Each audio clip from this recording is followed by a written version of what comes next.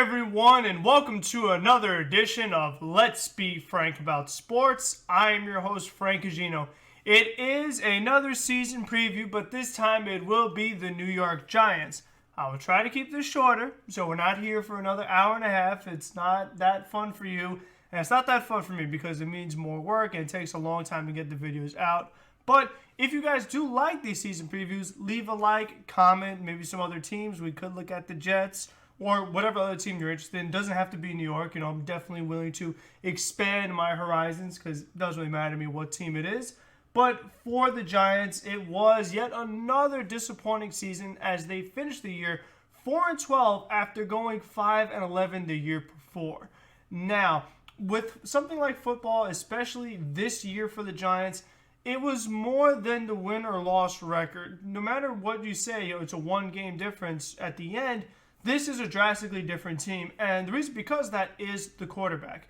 And that was one of the big things going into the offseason was that the Giants, they had been struggling for a while now, and a lot of people were calling for Eli's job, pretty much saying, we know he's done a lot of great stuff, and he has, winning the 2 Super Bowls with 2 Super Bowl MVPs, being consistent, being reliable and durable. But eventually his time is kind of up with the way the league is now. You want to get the ball down the field. And also, more importantly, you need more of a mobile quarterback. That's something that people felt maybe will help Pat Shurmur run his system a little better. And with all the struggles that the Giants have had in the offensive line, being able to avoid those guys by being able to move your feet, which Eli does not do that great. So the people are saying, will you change the quarterback? Will you keep Eli? The Giants did end up keeping Eli Manning and having him as their starting quarterback for week 1. But what made things really puzzling was with the number 6 pick in the draft, they selected Daniel Jones, quarterback out of Duke. Now, at the time, even me, I'll admit it, everybody was like, Daniel Jones, what the heck is this? With the number 6 pick, that didn't make a lot of sense because also now and at the draft, Giants have more needs to address than just quarterback. And one of the guys that was on the board who a lot of people wanted was Josh Allen. And right after that, the Jacksonville Jaguars, who at the time, Tom Coughlin was still in charge, they ran to the desk and they're going, okay, please give us Josh Allen before the Giants change their mind. Even though you can't do that, I'm just making a joke. Anyway, so the Giants, they end up taking Daniel Jones, which was a little surprising because he was not the number 1 ranked quarterback in that draft. Dwayne Haskins was the guy getting a lot more praise and someone that maybe the Giants could have selected later on with their 2nd pick in the 1st round. But what also made things really troubling was the year before, people were like, are the Giants going to maybe take a quarterback, maybe not? Because this is a really good quarterback draft class. I mean, you had 5 guys that were selected in the 1st round, and one of them was Sam Darnold, and you had Baker Mayfield, who the Browns already took, but you had other options, Josh Rosen, so far things have not worked out for him. Lamar Jackson, more of a system quarterback, in my opinion. Lamar Jackson is great, but he also needs his system to be great. You can't put Lamar Jackson in a pass-heavy offense. He needs to get his RPOs, get his running going. But if you're going to take a quarterback, why not do it last year when you had the better selections? Yes, you got Saquon Barkley out of it. He has a bunch of talent. I wrote about him. I'll put that in the description. But still, it just seemed very puzzling that, they decided to keep Eli, take that cap hit of over $20 million, and then select the quarterback at number 6 when you possibly could have gone later on with your 17th pick that you have.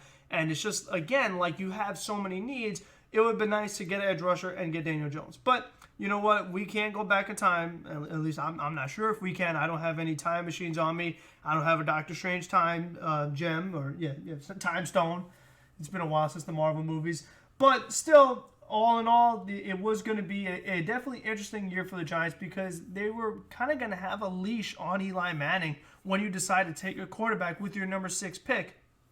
And one of the things that the Giants could have considered was the Aaron Rodgers, Patrick Mahomes. You let him sit a year or 2, learn from the veteran quarterback, and then he takes over. Because, the thing with being a quarterback in the NFL, we've seen it with Sam Darnold as well, is that it's coming at you 100 miles an hour, and it's a lot to learn and adjust to. So it's not easy when you just are thrown right into the fire, brand new system and all that stuff.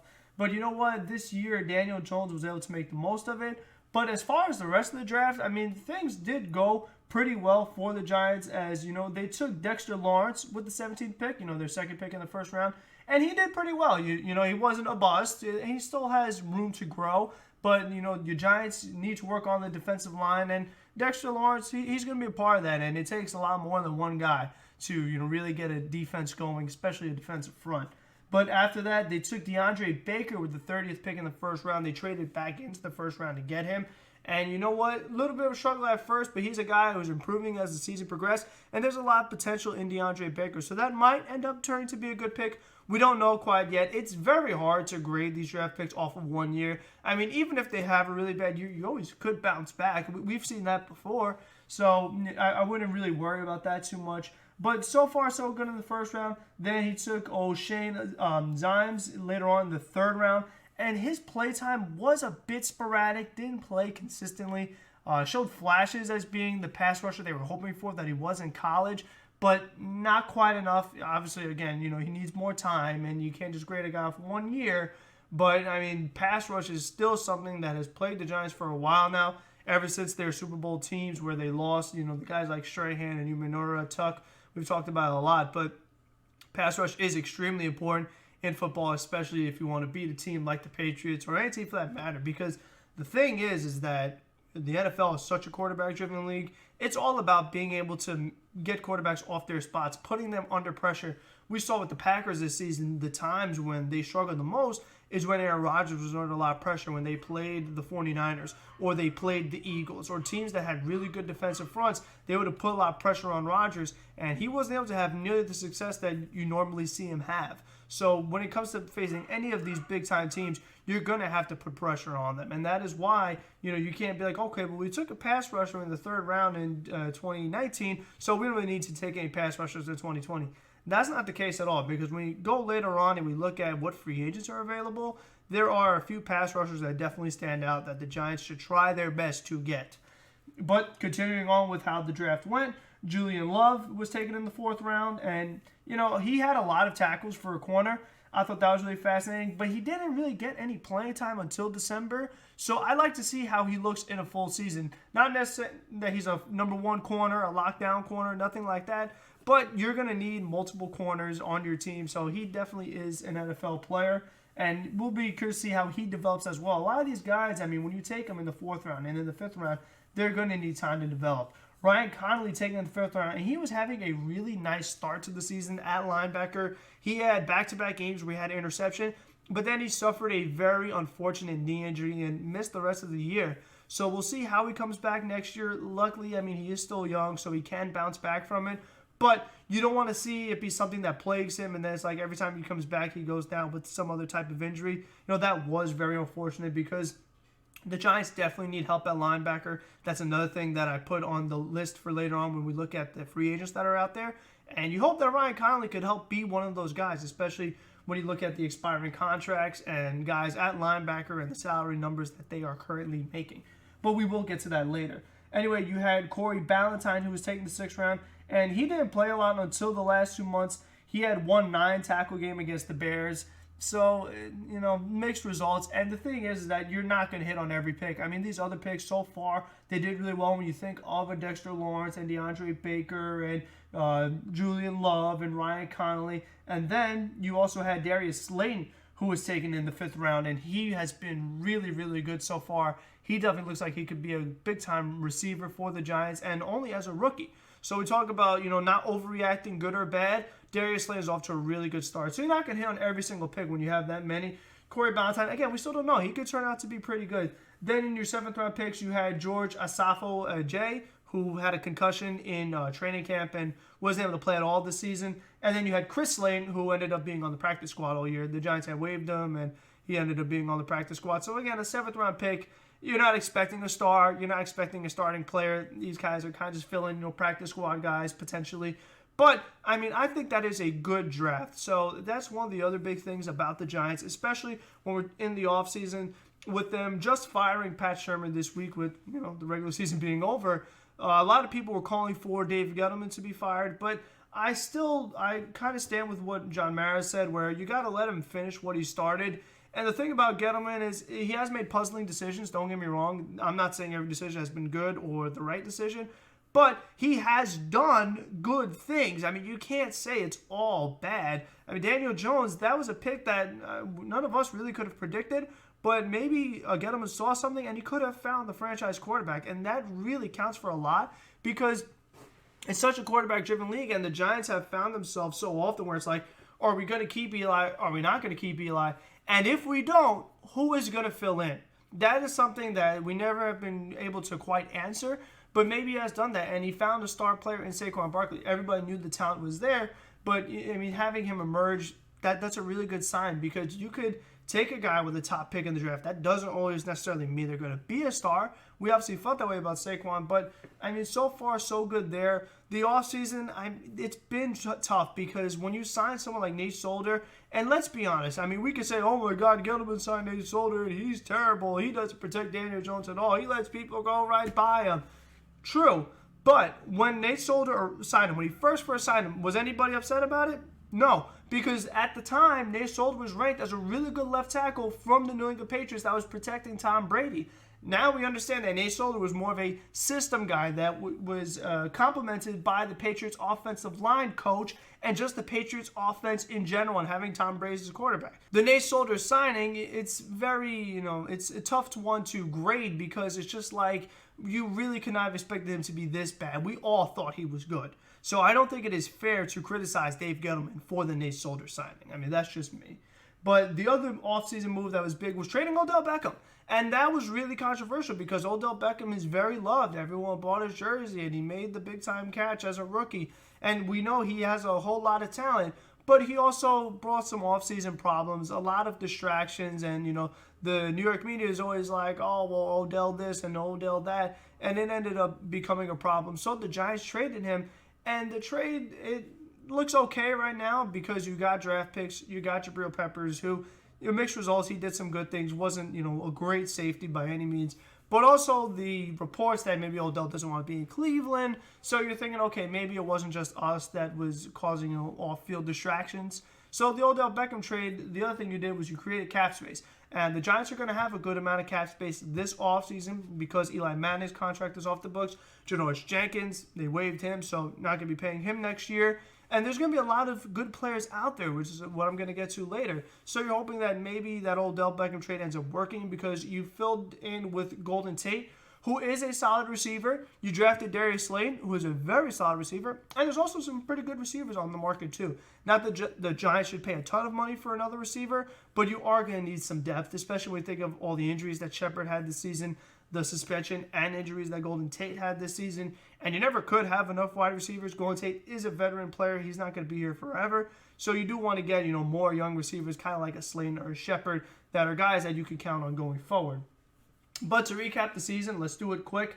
Week 1, 35-17 loss to the Dallas Cowboys. Like I said, Eli Manning was the starting quarterback in that game. And, Eli did well and Saquon did well. But the Giants defense was not doing well as they just let the Cowboys get whatever they want.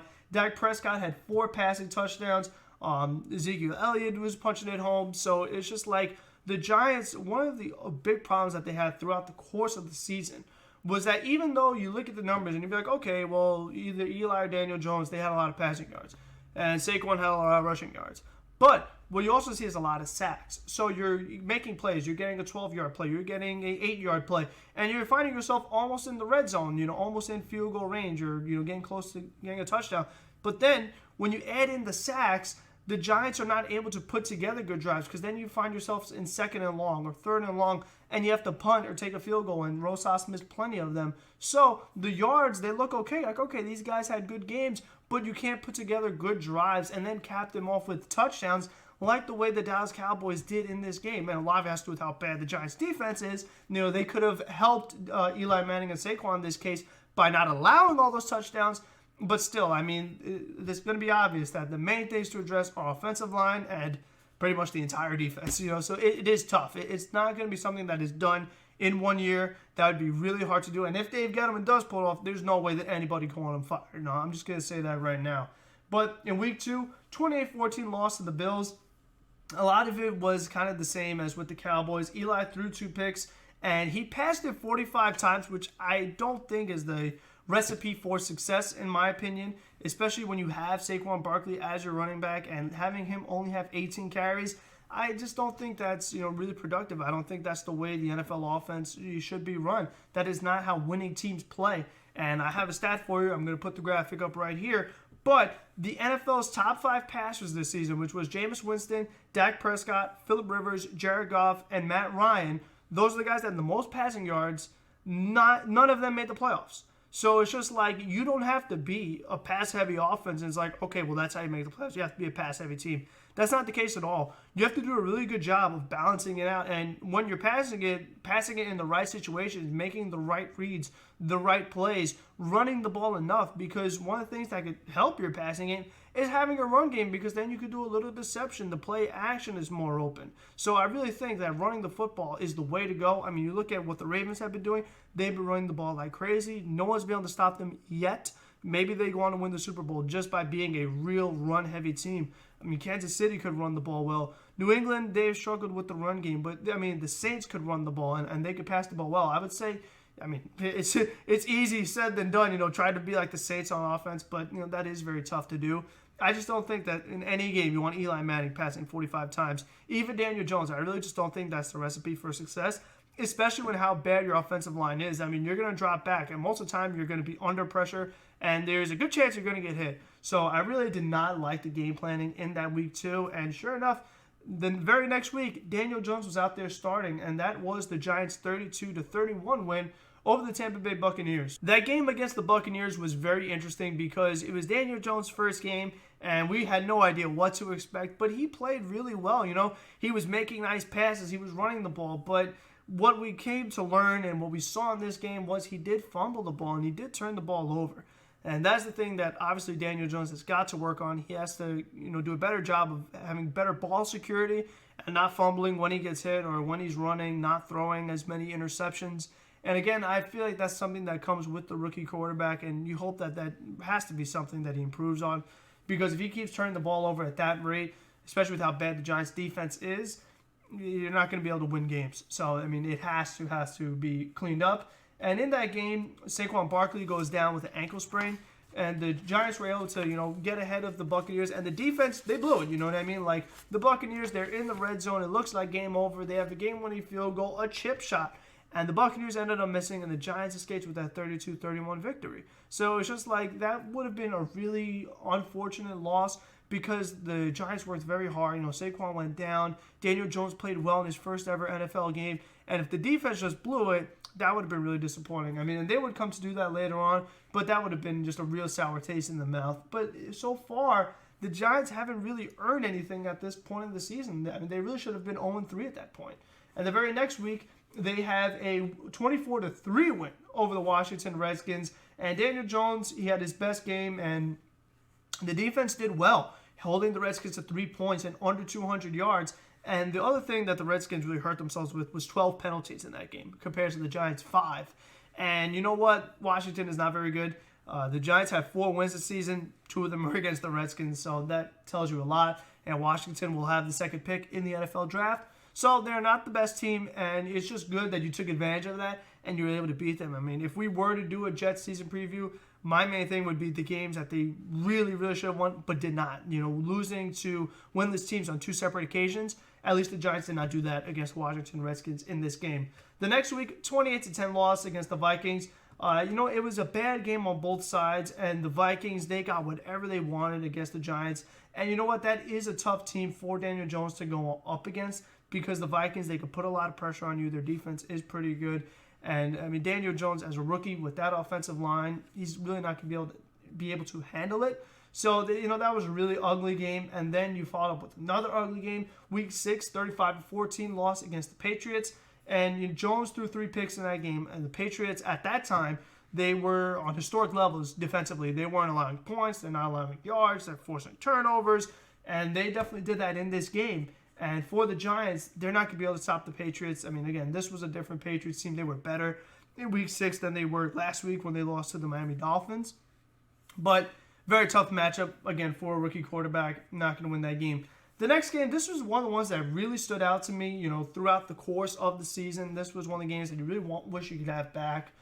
The 27-21 loss to the Arizona Cardinals in Week 7. That's a game that the Giants really should have won. And the problem is that Daniel Jones got sacked 8 times. So again, it's just like, even though the numbers may look good as far as passing yards and completion percentage and rushing yards, if you keep getting sacked, you can't put together any quality drives and be able to finish off those drives with points. And the main thing is score more points than the other team. And the Giants defense wasn't great. You can't allow 28 points to the Arizona Cardinals. And the Giants, I remember in that game, it took them a while to get going. I mean, they had a really bad first quarter, but then as the game progressed, they got better and they got right down to the wire. But you know what? They ran out of time. And still, it's just like, you have to improve your offensive line. Again, like I said with Sam Darnold too, is that with these rookie quarterbacks, since it is coming so fast to them, the sport and just the whole nature of playing quarterback, they need more time. And having a better offensive line would give those quarterbacks the time they need to be able to make the reads, make the throws, make the catches, and win the games. You know what I mean? Like, it should be that simple. But, it's hard. The Giants, they've been trying to work on this offensive line for years, and they still have not been able to figure it out. And there are some good offensive linemen out there in free agency, but I really do believe that the Giants should and hopefully will take Andrew Thomas in the draft. You're going to need another offensive tackle. You have to put him over at right tackle. Until Nate Solder's contract runs out, maybe try to move him over to left tackle if you can find someone else to fill in. But still, you hope that Andrew Thomas could be a savior for the Giants, kind of the way Quentin Nelson was for the Colts. You really have to hope that's going to be the case where you take an offensive lineman with the 4th pick. It's not the attractive pick, but it's the pick the Giants have got to make because they have the quarterback, they have the running back, they have receivers, they have a tight end. They need offensive line in order to get the most out of these other players. If you want to make the most out of your top draft pick in Saquon Barkley and Daniel Jones, you need the offensive line to allow the plays to develop and allow these guys to perform to their best capabilities. But the very next week, another really disappointing loss, 31-26 to the Lions. That's a game that was also very close. And again, the Giants were not able to capitalize. If you look at the team stats, they beat the Lions in every category. But the Lions, they're able to punch it in with touchdowns. I mean, Matt Ryan, he went off, and the Lions finished with 31 points. Again, you cannot be allowing that many points. So the combination of bad defense allowing too many points and the offensive line and just the team in general of not being able to finish off drives and capitalize with touchdowns, it puts together a really bad recipe, and that's why it's a losing recipe and why the Giants had such a bad record for the season. Week 9, 37-18 loss to the Cowboys. Again, not a pretty game. Daniel Jones gets sacked 5 times, and you know what? And he turned the ball over, and you really can't do that against a team like Dallas where Dak and Ezekiel Elliott, they're going to put up points, and they're going to get a lot of yards against this Giants defense, which, of course, they did again. They could not stop either one. They got whatever they wanted yet again. And you know what? That's something that has got to be fixed because it's just like we just talked about taking care of the Redskins both times you played them. Well, both times you played the Cowboys, they whooped your butt pretty bad. And the Cowboys did not have a great season. They missed the playoffs. So it's just like if you're the Giants, the defense has got to improve. And that's why I feel like if you take Andrew Thomas with the offensive tackle in the draft, the rest of that money, I really think you have to spend a lot of it on defense, a lot of it. Because even if Daniel Jones and Saquon Barkley do well, how well is the defense going to do? Because those guys can only do so much. If the defense is allowing touchdown after touchdown, they won't be able to compete with that. So I really think that there's a lot of good defenders out there, and we're going to talk about them, but that's where the Giants really should focus their money on. Week 10, loss to the Jets, 34-27. This was an ugly game on both sides. I remember doing the podcast for this one. It just was not pretty for either team. Saquon Barkley, the 13 carries for 1 yard. This game made a big concern about that. You thought, is Saquon Barkley even the guy anymore? What happened to that rookie last year who was awesome and went to the Pro Bowl and was making big plays left and right? You really were worried about that. And luckily, in the past few games, the last 3 games of the season, Saquon did do very well. Looked much more like the player that we know he is. So eventually this loss, it stunk as far as bragging rights, even though there isn't much to brag about for either fan base right now. So, again, that was just a really ugly loss. You allowed 34 points to the Jets. 7 of them came from the defense when Jamal Adams just stripped the ball and took it in for a touchdown. And he's a great player. And you know what? There's going to be great players like Jamal Adams' caliber in free agency. And that's why I'm saying you have to take players like that. Because even if the Jets defense isn't the best, Greg Williams made it a lot better than it should have been. If you get a player like a Jamal Adams, he could clean a lot of things. He can mask stuff and make your defense all around better when you have that one big-time star player, which the Giants do not have on defense. That's just a fact. They really do not have it. But Week 11, 19-14 loss to the Bears. Another really ugly game for both sides. Jones was not accurate. Rosas missed 2 field goals in this game. And you know what? He's going to be a free agent. I don't think you bring him back. You're going to have to find another kicker. So that's a lot of things the Giants have to do. So again, like Dave Gettleman has a lot on his plate. It is not going to be easy. And I'm curious to see what he does because we know his job is on the line. If Dave Gettleman cannot get it done and he can't address the defense and the kicker and the offensive line, again, which he's still working on, you can't bring him back. And now the Giants can find another GM. And right now they're in the process of finding another coach. So it's just a very, very tough state for the Giants right now. In Week 12, you had the 31-13 loss to the Packers. Jones throws 3 picks, and similar to the Cowboys, when you go up against Aaron Rodgers, you can't turn the ball over that much because against this defense, he's going to take advantage of it. He did. The Packers, they had 31 points. Giants can't hold up with that. Week 13, this loss really aggravated me. The 23-17 overtime loss to the Eagles. Eli Manning came back because Daniel Jones had an ankle sprain. And the thing is that like the Eagles, they're down so many players. They're down offensive linemen. They're down a bunch of receivers. All Carson Wentz has is Zach Ertz. And I know that's his, most reliable target and his favorite target. But the Giants didn't do enough to take Zach Ertz out of the game. They should throw more bodies at him and make Carson Wentz beat you another way. It was extremely evident in overtime. Game-winning play. Whereas Carson Wentz goes to Zach Ertz for the game-winning touchdown. Zach Ertz was wide open in the middle of the end zone. And the Eagles, they were right by the end zone. So there wasn't a lot of territory to cover. And the fact that you let Ertz, the one guy you cannot let get open, was so open with the game on the line, it tells you a lot about this defense. And one of the other things that's really interesting, because we were just talking about the Jets a little while ago and Greg Williams, the Jets, they don't have a lot of talent on defense, but you know what? Their rushing defense was ranked really high, and their defense as a whole did pretty well. And it wasn't because of the talent they had. It was because of their defensive coordinator, Greg Williams. So you know that James Betcher is not the guy to be the defensive coordinator for the Giants. That's another thing they have to do. So you have to get a new head coach. You need a new defensive coordinator. Like, it just goes on and on with how many things the Giants have to address, and it's really hard to do all at once, and that's why it's going to be a process, and the Giants are in a rebuilding state. I think that's just going to be the way it is because, like I said, this is not done in 1 year. You just have to keep building and building a little more each year because you have so many things to do, and you really can't do them all at once. There's only so much money to go around and only so many players and coaches that could fill in for these roles. But Week 14, 36-20 win over the Dolphins. Eli threw 3 interceptions in this game. He had a couple touchdowns. Saquon Barkley ran the ball really well. This was those last few games of the season where Saquon really got going. Miami, not a great team, so you can't put too much stock into that win. It was good to see the Giants get 36 points, though. It was really nice for Eli Manning, to get another win and, in MetLife Stadium. It was definitely a nice game to see. And then the week after that, a 41-35 win over the Washington Redskins. And Daniel Jones comes back. It was in overtime. Jones threw for 5 touchdowns. That was very nice to see. Saquon Barkley ran for a bunch. But here's the thing. It went to overtime. And Washington, I gave the defense credit in week 4. They held them to 3 points. But now you had the Washington Redskins score 35 points. And they used multiple different quarterbacks because Washington doesn't even know who their quarterback is. So they're using multiple quarterbacks. And the Giants can't make stops. And they end up with 35 points in the game. Really inexcusable. So it's also unfortunate that, even though we knew the defense was a problem, it didn't even improve as the season progressed. And the fact that they still allowed that many points to the Washington Redskins, that was very, very puzzling.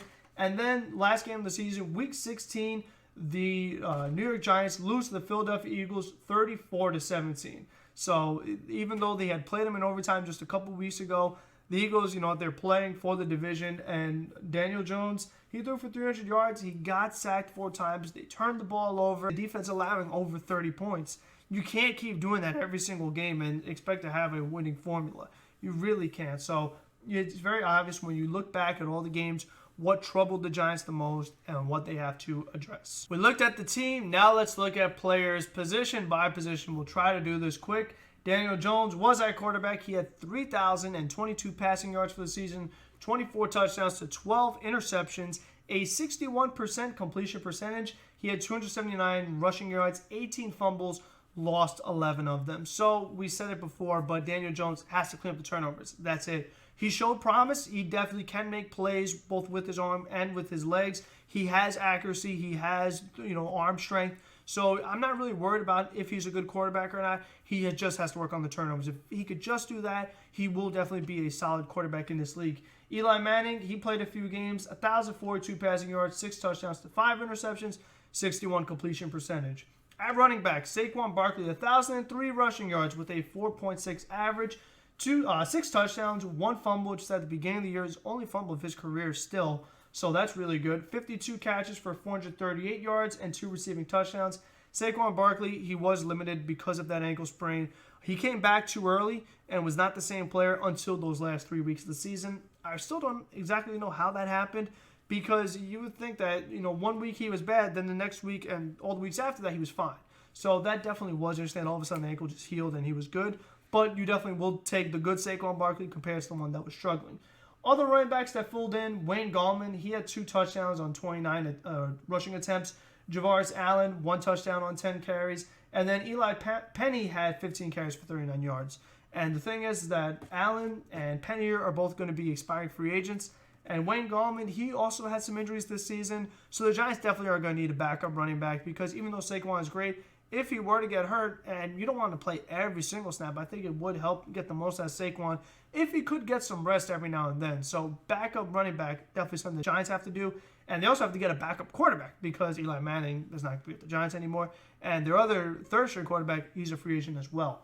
The wide receivers, Golden Tate, he only played 11 games, like I talked about, suspension and injuries. For Tate, 49 catches for 676 yards and 6 touchdowns. And you know what? He's a veteran. He's a gamer. He's a solid receiver. And it was a good pickup by Gettleman, trading Beckham and filling in with Golden Tate. Another receiver, Sterling Shepard, 57 catches for 576 yards, 3 touchdowns, and he only played 10 games because of a concussion that really plagued him for a good portion of the season. So you hope that Shepard could be healthy, because he definitely does have talent. Not quite as much as you would like, as far as performance, but he does get the job done. Darius Slayton, we talked about him, the rookie, 14 games, 48 catches for 740 yards and 8 touchdowns. So that was really nice for the rookie. Daniel Jones definitely looked like he had something going with him, and that's really important, because even if a quarterback is good or a receiver is good, them being good together and being able to play well on the same team, that's really, really important. So Darius Slayton did a good job. At tight end, Evan Ingram, he played in only 8 games, and injuries bothered him again. And in his 8 games, 44 catches, 467 yards, and 3 touchdowns. Ingram, no question, he has a whole bunch of talent. He's like a receiver at tight end because of his body type and his athleticism. But if he's not on the field, how could he be productive? So the Giants, they might have to look at tight end eventually. You'll give Evan Ingram 1 more year, but if he has injuries again, you really have got to work on that, because he's become unreliable because he's been hurt so much. Even though he's good, he has to be out there, and that's just the way it goes. On the offensive line, Nate Soldier started every game for better or worse, and you know what? He still isn't the guy the Giants paid for. They definitely do have to upgrade that position, but they're not going to be able to move him with the way his contract is. I mean, he still has a lot of money owed to him, and he's still here for a couple more years, as sad as it sounds. Will Hernandez, he started every game at left guard. The young man in his second year showed some improvement. Still not, a Pro Bowl left guard, one of the top left guards in the league. He still isn't that guy. He's okay. If you could get a good left guard, you get a good left guard. You know what I mean? There's no sense in trying to not upgrade that position, because he's there. At center, John Jalapeno, he had 15 games this year. Ended the season with a torn Achilles, and his contract is up. So you're going to need a new center, because Spencer Pulley filled in. I'm pretty sure he's a free agent too. I'm most positive about that. Giants have got to get a center. So I know you're taking Andrew Thomas in the draft with the first round. If there is a good center on the board later on, I say do it. You do want a young guy. It could go either way. You do want a young guy so he could grow with Daniel Jones, and they could get experience together and be like a combination where you really have to have a good chemistry between the center and quarterback, because the center has got to know when the quarterback wants the ball hiked. Because let's just say that all of a sudden Daniel Jones wants to make an audible, or he wants to change a receiver's route, so he's looking over to do that, then the center hikes the ball, you have a fumble. So if they just have a good, working relationship where the center knows when Daniel Jones wants it, you won't have those kind of mistakes. But you also want someone who can protect Daniel Jones so that he's not getting sacked and fumbling the ball, and he has more time to make his reads, like I talked about before. If there is a good center that in free agency that isn't too old, because again, you want them to work together for a long time, That's definitely a position the Giants have got to address. That is one of the very top things they have got to do. They have to. At right guard, you had Kevin Zeitler, who they traded for the Olivier Vernon trade. And Zeitler did pretty well. I mean, he's one of the best right guards in football. At least he has been the past few years. Not his best season of his career, but not his worst season either. He was an above-average right guard. And honestly, with the Giants, that's all you can ask for because of how below average they've been as a unit on the offensive line. At right tackles, Mike Remmers was there, and he played in 15 games as well. Didn't blow anyone away. Didn't have, a crazy rating. And the thing about Remmers is he's also a free agent. So you're thinking that Andrew Thomas is going to fill in there. So it's probably not something you're going to have to address as long as Andrew Thomas does well. And on defense, Dexter Lawrence and Dalvin Tomlinson, they filled in inside pretty much the whole season. And they did pretty well. They're more of run stoppers. And they're both young, and they both have more time to develop. And that's something that the Giants, they could continue to work on and try. Again, you got to build around them, though, because it takes more than that to have a really successful defensive front. At the outside linebacker position, you had Marcus Golden, who led the team with 10 sacks. And he was a guy that they took a flyer on. He wasn't regarded as a big-time pass rusher, as a really good outside linebacker. And he definitely overachieved as a member of the Giants. But, of course, he's also an expiring free agent. So the Giants, they should try to bring him back. There are other options out there. If for some reason Golden is asking for a ridiculous amount of money, there are other players that the Giants could get instead. So you don't have to retain him, but you probably should since he did do pretty well. David Mayo at inside linebacker, he did really well as far as stopping the run. He was rated as one of the top run stoppers at the inside linebacker position. So David Mayo is definitely a guy you got to retain. And someone that you want to build around. You still need more coverage linebackers. So that's one of the things the Giants have struggled with a lot. Lorenzo Carter, he played 12 games at linebacker, only 25 tackles. Not a great season for him. Definitely got upgrade there. Alec Ogletree at the other inside linebacker position, he was pretty good. He had 80 tackles, but is not quite the guy the Giants traded for. They gave up 2 draft picks. Not high ones, but you know what? They gave up 2 draft picks, and they took on a long-term contract, making a good amount of money, and it's not the Ogletree that had 136 tackles in 2016 with the Rams. So that trade has not been exactly what the Giants had hoped for. Alec Ogletree has not been that quarterback on defense, so to say. So that is something the Giants really have to work on. That is a position that there are options out there. And another thing they really have got to spend some money on, in my opinion. DeAndre Baker, we talked about him at cornerback. And you know what? He did pretty good as the season progressed. And again, someone that has potential. Janoris Jenkins got a lot of time at corner because of his contract and his, previous performances. But this year showed regression, not the same guy, and then ended up being an off-the-field distraction. So the Giants had to cut their ties, and no more Janoris Jenkins. He won't be back. The Giants will need another corner, and there are some pretty good corners on the open market. Maybe you're going to have to take one in the draft, I feel like. That they should use one of their picks on that. At safeties, Antoine Bethea, the veteran, he finished with 110 tackles, so that is good, but he is getting up there in age, so I don't know how much longer Antoine Bethea has left in him. If you could get a young safety, which there are out there, I think it's something you need to do because the Giants still have to work on their coverage and work on guys that they're going to have long-term, and they're going to be like long-term mainstays in the defensive secondary. Someone like a Jabril Peppers, who is younger, who played in 13 games. He had 76 tackles, an interception, 3 forced fumbles, and 5 pass deflections. Wasn't amazing, but he was pretty good. You still could get a better safety in my eyes. Kicker, Aldrick Rosas, he went 12 of 17 on field goals and 35 of 39 on extra points. That's a really big problem. You can't be missing that many extra points. He's a free agent. The Giants have got to get a kicker. And there are kickers out there. I mean, the Giants are lucky that, all the positions that they need, which unfortunately is most of them, there are definitely some solid options that are out there that have been good NFL players. Not too old, not too young, in their primes for some of them. And they definitely could help this team out tremendously. And the good thing is that since the Giants have money that's freeing up, they have the money to sign these guys, which under Eli Manning's contract and some other guys that are getting paid a lot, like an Olivier Vernon or Janoris Jenkins, the Giants cannot make those moves. But Riley Dixon was at punter, 69 punts for an average of 46. He had 2 blocked. That's not good. You definitely don't want blocked punts. That's a big problem because that changes field position. It changes games. It changes scores. That's definitely something you do not want to have a trend going on. But like I talked about, the Giants have a lot of expiring guys, and let's list them. Ready for this one?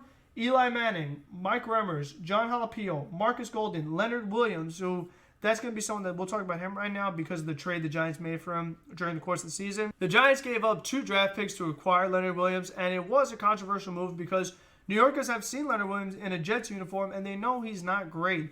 And in at the press conference at the end of the season for Dave Gettleman, he talked a lot about Leonard Williams because it was something that he was getting asked about. And he said that he wanted the information on him before taking a gamble on him in free agency, which is something I could understand, but it really is not the popular thing because everybody craves draft picks, and you don't really want to be giving them away, which to some extent he pretty much did to get, a half season of Leonard Williams, who still was not tremendous. I mean, he did a couple of okay things, but unfortunately the Giants find themselves in a position where they kind of have to re-sign him because of how much flack they're going to get if they don't. And I just think that Gettleman will be under a lot of scrutiny if he does not re-sign Leonard Williams.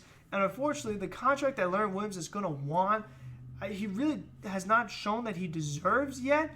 And the other thing is that, if some team pays Leonard Williams a whole bunch of money, they give him a crazy offer, I don't think you should match it because the thing is, why get hurt twice? Why lose draft picks and then give the money to a player that you really don't want to be giving money to when there's better options out there and you have so many other things to address? So, you know what? If Leonard Williams is not willing to accept a more reasonable contract, just let him go elsewhere and make his money. You know what I mean? Don't hurt yourself twice. I know it's not the popular opinion. I know it's not the smartest thing, but I really don't think that the Giants should make 2 mistakes, and they really should just make 1. You know what I mean? I think as human beings, we should all try to make the least amount of mistakes as possible. That's just the way that it should be. But other expired free agents, David Mayo, you've got to re-sign him. He did really good at stopping the run at linebacker. Aldrick Rosas, you need another kicker. Cody Latimer, wide receiver. Deion Buchanan, linebacker. Javaris Allen, Elijah Penny. We talked about them. They're both running backs. Well, Elijah Penny was kind of considered a fullback, but he played more of a running back role for the Giants.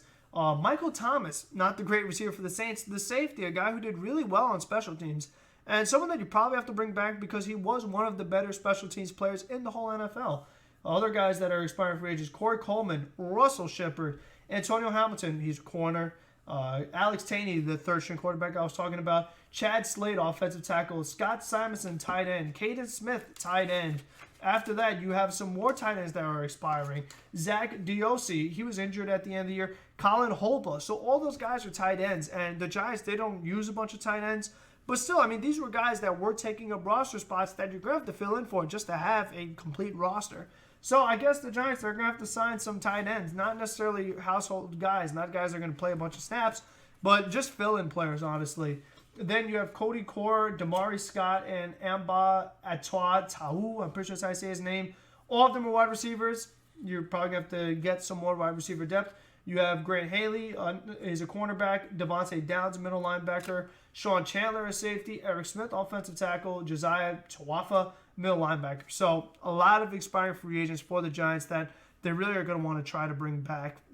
At least a couple of them, but definitely fill in for the depth purposes of, again, just having a roster. The cap space, it's going to be a little tough when you have contracts like Nate Solder, who's getting paid $17 million a year and is not someone that you could just put on the bench. You don't want to have a $17 million backup left tackle. Nobody has that. Unless you're thinking of the Redskins with Trent Williams, but that's a whole different scenario with him not wanting to play for them. But still, it's just that's a contract that is hard to move. And unfortunately, it's taking up a lot of space for the salary cap of the team. And it's not someone that you want to be giving the money to. So it's not like, okay, we're paying $17 million for this guy, but we need to have him. That isn't the case. So that's a really tough contract for the Giants to, navigate around. Alec Ogletree at $11.7 million with 2 years left. That's not good because the thing is with Ogletree, he has not been, like I said, the guy you hoped for and the guy money he's being paid for. You could get better linebackers for, a little more expensive, but definitely better players. And then you have Kareem Martin, who's making $5 million with multiple years left on his deal. That's not good because Kareem Martin was not a guy who played a lot of snaps and is getting paid too much money. So that's another contract the Giants have. See if they could work on. Now let's look at players that the Giants could get. That's something I've been alluding to a lot. Backup. Now we're doing backup quarterback. I know there's better quarterbacks out there, but just for backups, Paxton Lynch, a guy who has not lived up to his draft number, but still at least he's a guy that maybe he could grow a little bit and be a backup quarterback in case Daniel Jones were to get hurt again. Josh McCown, if he's willing to stick around and play in the NFL some more. another guy for Daniel Jones to learn under, and a good backup quarterback in case he had to fill in. Colt McCoy has not lived up to his hype, but still a backup quarterback that could fill in. Matt Moore, he fills a good role because a backup quarterback and a guy's a little older could teach Daniel Jones, mentor him a little bit. And then you have Case Keenum, who we know has been very up and down as a quarterback, but still, he could fill in case of injury. Running backs that are out there, Isaiah Crowell, he could fill in nicely as a backup and a guy who could get some snaps during the course of games. Same with Kenyon Drake, depending on what he's asking for. He does have talent, but if he's asking for too much, not the position you want to address because you have Saquon. Gus Edwards, he would be a really nice signing. He's been a good backup running back for the Ravens. And he plays a lot, you know what I mean? Like, he fills in and he gets his, 6-yard runs up the middle. And the Giants, they definitely could use that because, like I said, spell Saquon a little bit. Let him get some rest. And you could have Gus Edwards fill in. Some other good running backs, Matt Breida and Carlos Hyde. Both of them, they have talent. And, again, depending on what they're asking for, you do need another running back. I do think that's something the Giants should try their best to do. Even if you have to take somebody in the draft later on, you could do that as well. It all depends on how free agency goes.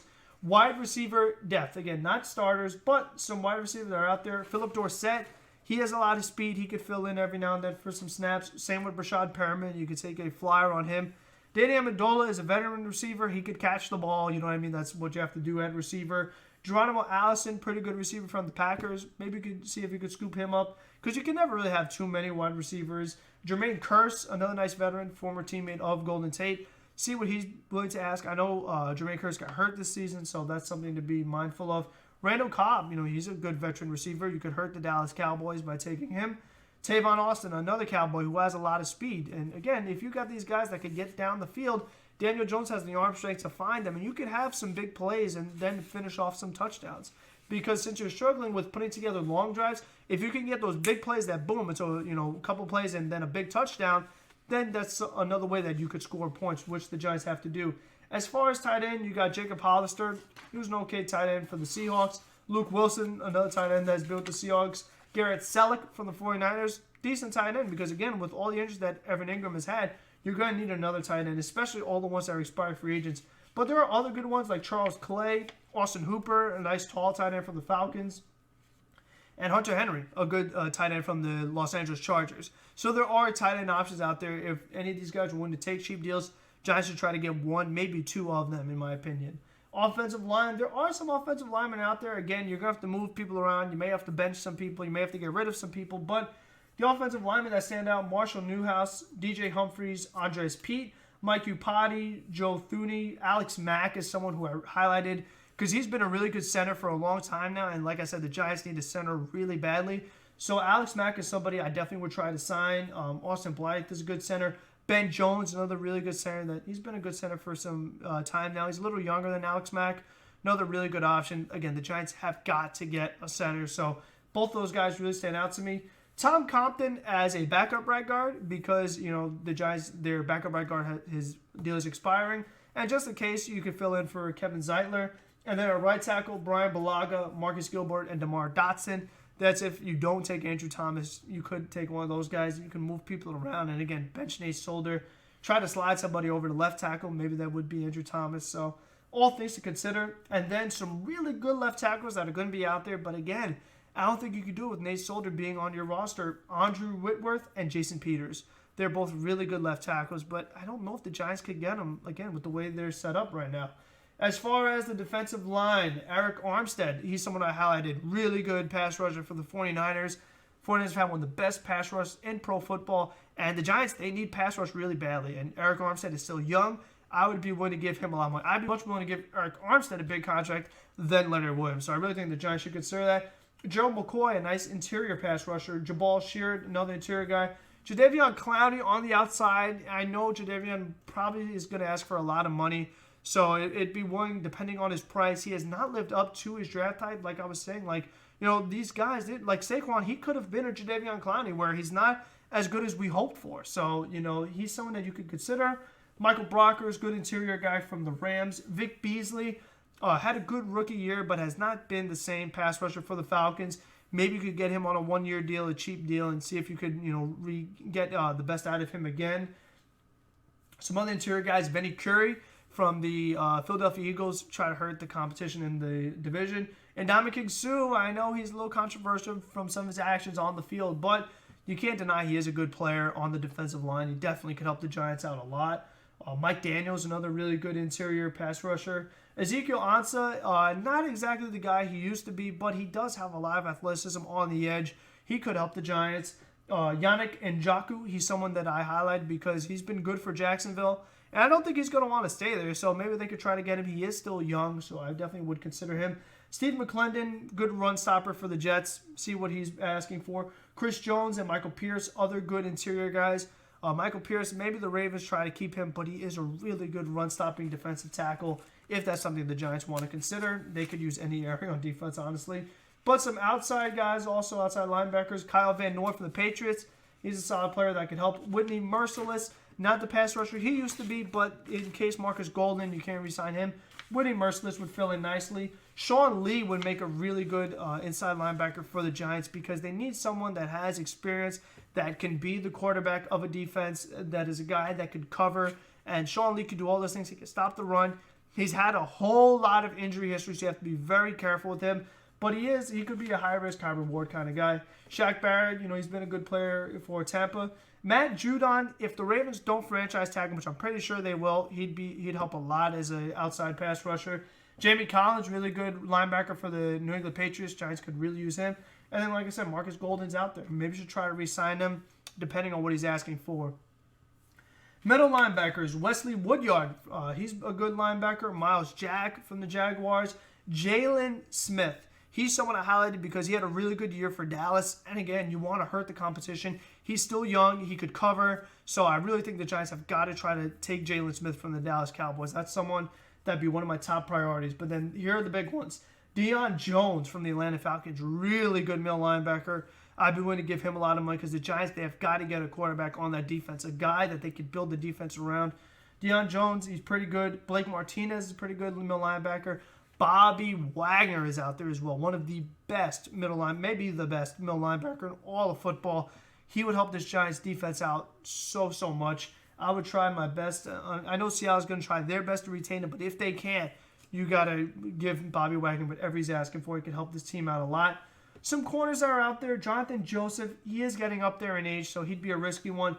Aqib Talib, he's had some injury history and has not been the same player he used to be. There's some risk there as well. Chris Harris Jr., a really good corner from the Denver Broncos. He could cover, he could stop the run, and he's a corner that can help the Giants out a lot. I'd be willing to give him a big contract if the Broncos can retain him. Jason Verrett, Kendall Fuller from the Chiefs, they'll probably try to retain him, but if he's available, I'd try to get him. Byron Jones, who the Giants could have had in the draft, was taken by the Cowboys. Again, try to hurt the competition. I do think Byron Jones could help this team. Logan Ryan, pretty good corner from the Titans. To continue with the Titans, then when we look at safeties, Kevin Byard, he emerged as a bit of a young, really good safety, could help the Giants out a lot.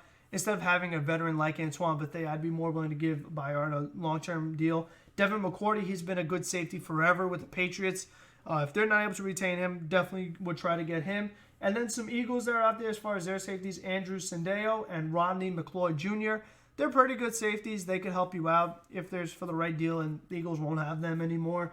Clint Dix, hard-hitting safety from the Chicago Bears. Carl Joseph, another, pretty strong safety from the Oakland Raiders. He could help, but he's not, like a Pro Bowl guy that's going to save the defense. As far as kickers, there are a good amount out there. You have Greg Zuerlein, who has a very strong leg. Dan Bailey, he's had some success as a kicker. Robbie Gould's been very accurate. Mason Crosby, he's been a good kicker for a long time with the Packers. Steven Hauschka, not as good as a kicker as he used to be, but he is still an option instead of Rosas.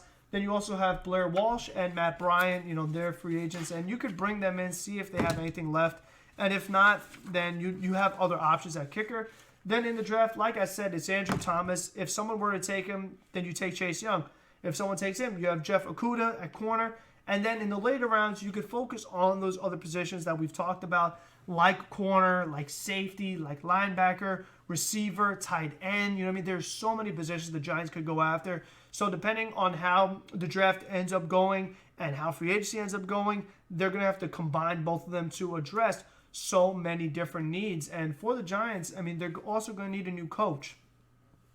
This is going to be a tough one because they've been struggling on offense and they've been struggling on defense. So for the coach, one of the people that people like is Matt Rule.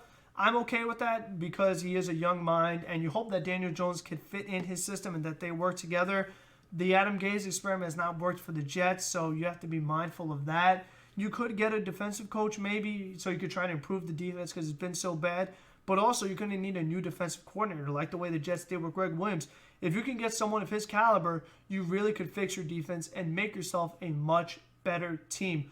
But that will do it for the Giants. They have a lot of work to be done. And if they do make any of these big moves, if they were to get a Bobby Wagner or Chris Harris or some of these big-time guys I talked about, definitely podcast coming. No question about it. I promise I will do podcasts on any big signing the Giants do end up making, and the Jets for that matter. So, again, if you like this video, leave a like, comment, doing editing, trying to add some fun stuff in there. Subscribe to keep up with other stuff that is coming. I'm going to try to work on some other new things I can put out. Again, I'm going to post the Saquon Barkley article in the description. Be on the lookout for that. Follow me on Twitter at Frank D. Cugino. But until the next one, have a good one, everybody.